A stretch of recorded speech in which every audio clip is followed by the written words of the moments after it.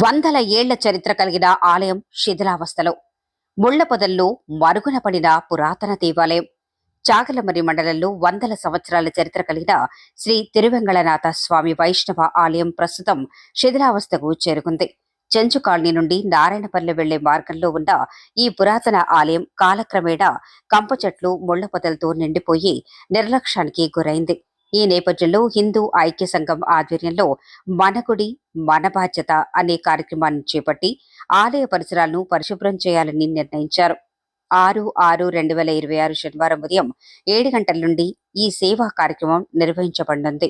ఈ కార్యక్రమంలో భాగంగా ఆలయ ప్రాంగణ పరిశుభ్రత, కంప చెట్లు, ముళ్ల పొదల తొలగింపు, పురాతన దేవాలయ పరిరక్షణపై అవగాహన, యువత భక్తుల భాగస్వామ్యం, ఆలయ చరిత్రను భావితరాలకు అందించే ప్రయత్నం.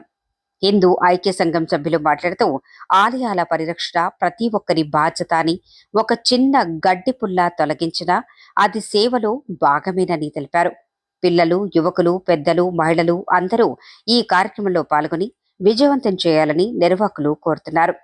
మన గుడి మన బాధ్యత, దేవాలయ పరిరక్షణే ధర్మ పరిరక్షణ. జై శ్రీరామ్. స్థలం చెంచు కాలనీ, నారాయణపల్లె మార్గం, చాగలమర్రి మండలం.